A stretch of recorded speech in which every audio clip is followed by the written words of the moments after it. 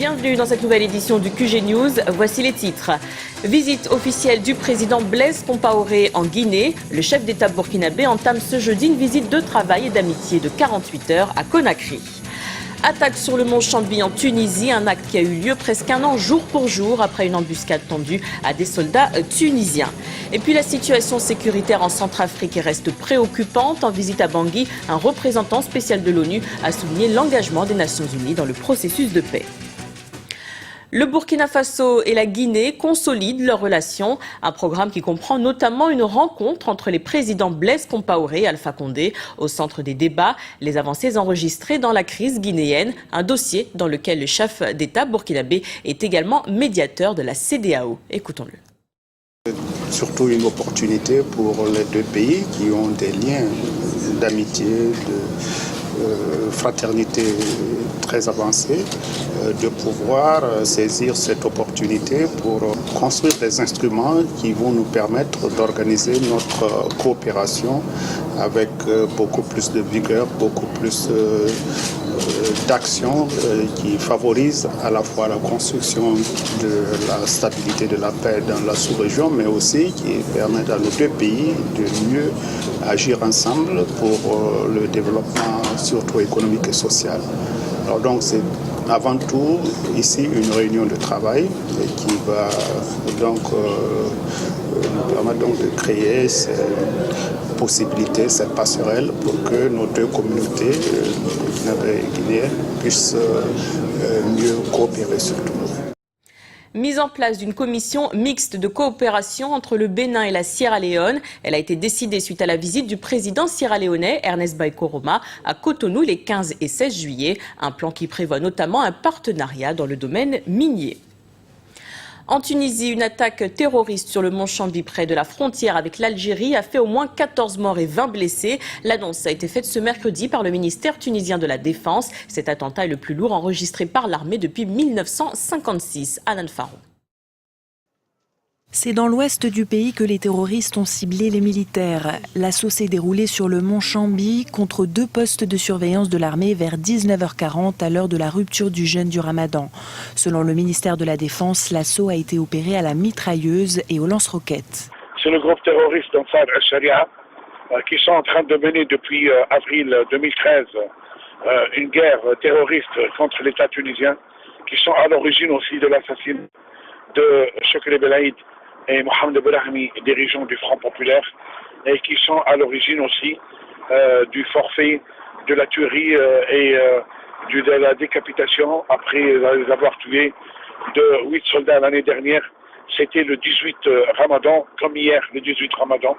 Depuis la chute du régime de Ben Ali, une quarantaine de soldats, de policiers et de gendarmes ont été tués dans le pays dans des attaques de groupes armés, des groupes que l'armée tunisienne traque depuis décembre 2012 dans cette zone montagneuse de l'Ouest.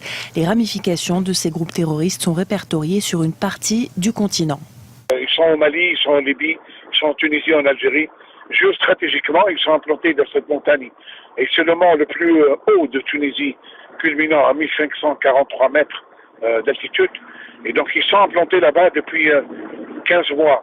Et donc ils ont aussi des facilités dans la ville de Kasserine, parce qu'ils ont un sanctuaire dans la montagne, mais ils ont aussi leurs ramifications dans la ville de Kasserine. Le mois dernier, Al-Qaïda au Maghreb islamique a pour la première fois revendiqué la responsabilité d'attentats perpétrés en Tunisie. L'attaque de la résidence du ministre de l'Intérieur fin mai à Kasserine, chef-lieu de la région, avait causé la mort de 4 membres des forces de l'ordre.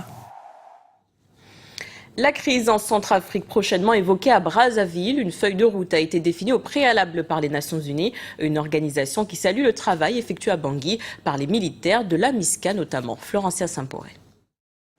Mise au point des Nations Unies sur la crise en Centrafrique. À quelques jours du forum de Brazzaville pour évoquer la situation politique centrafricaine, les Nations Unies ont tenu à souligner leur rôle d'accompagnateur dans le processus de paix engagé par les autorités dans le pays.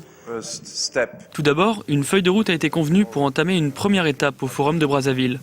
Malgré les difficultés logistiques, nous veillons au déploiement de troupes supplémentaires le plus rapidement possible. Nous avons espoir que cela ouvre la voie au processus de négociation pour la réconciliation nationale. Le Conseil de sécurité des Nations Unies a condamné en mai dernier la recrudescence des violences dans le pays. Aujourd'hui, l'institution internationale appelle les autorités centrafricaines à prendre de nouvelles mesures pour la protection des civils à Bangui et dans le reste du territoire. La situation reste très préoccupante du point de vue de la sécurité. Mais les choses ne sont plus aussi graves qu'elles ne l'étaient à Bangui, et c'est en partie grâce à la MISCA et aux forces européennes. Le forum de Brazzaville sur la crise centrafricaine doit se tenir du 21 au 23 juillet prochain au Congo. La rencontre devrait permettre la signature d'un cessez-le-feu et de dessiner un cadre pour le futur dialogue politique national. Dans le reste de l'actualité, le Nigeria intensifie sa lutte contre le groupe islamiste Boko Haram. Le président Goodluck Jonathan a demandé l'aval du Parlement pour emprunter $1 milliard pour cette cause, une somme destinée à renforcer les capacités de l'armée nigériane. En République démocratique du Congo, des fermiers se lancent dans la fabrication du fromage. Une ferme du village de Massissi au Nord Kivu change progressivement les perceptions des habitants de la région. Surnommée fromage Goma, la version congolaise du gouda néerlandais a gagné en popularité. Aminata Diak. À Massissi, dans l'est de la République démocratique du Congo, la ferme Kishusha bouscule les traditions alimentaires et les habitudes culinaires. Impliquée dans la production fromagère depuis les années 70, la ferme laitière est un exemple de réussite dans une région en proie à des conflits et à l'insécurité. Le fromage Goma, qui tient son nom de la plus grande ville de la région, est l'une de leurs spécialités. La fabrication suit le processus classique qui commence par la collecte du lait. Nous sommes en train de traire nos vaches.